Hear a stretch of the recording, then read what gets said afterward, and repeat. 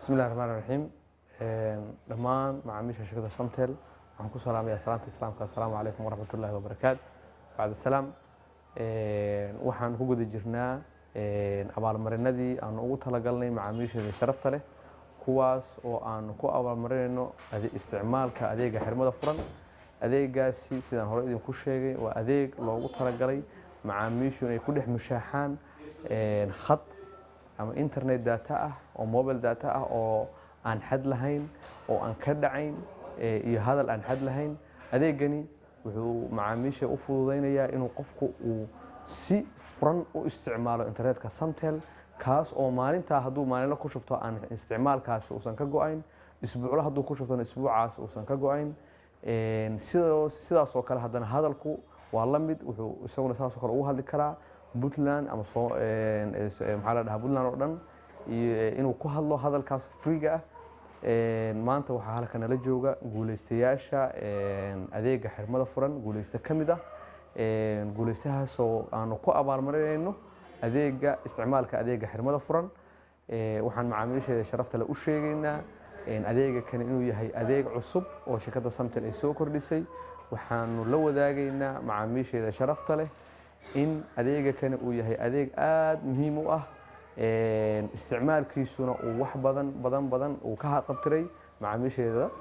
waxaan ugu talagalnay inaanu macaamiisheeda uusan qof walba oo Samtel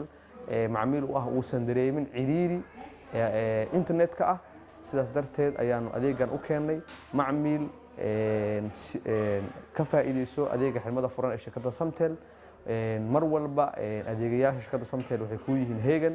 goob kasta iyo xilli kasta waxaan rabnaa inaan idin adeegno adeega kalena waa adeeg aan ugu talagalnay macaamiisheeda sanadka cusub aanu daha furnay inay ka qabtiro baahida internet ay qabaan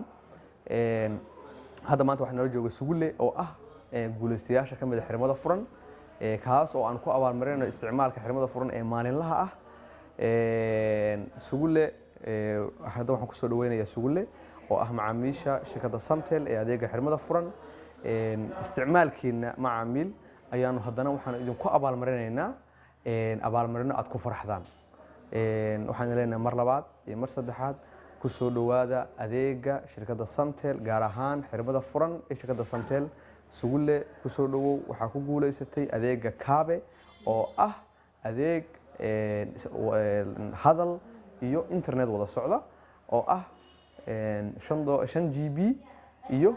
local call Puntland oo dhan oo free ah oo bil ah iyo 5 GB oo data ah ayaad helaysaa koowaad ilaahay baa mahad iska leh oo isloonsiyay inaan ku guuleysto adeega Samtel waxaana aad iyo aad ugu mahad celinayaa dhammaan shaqaalaha maamulka maareeyaha dhammaan intii ka soo shaqeysay adeega sharafta leh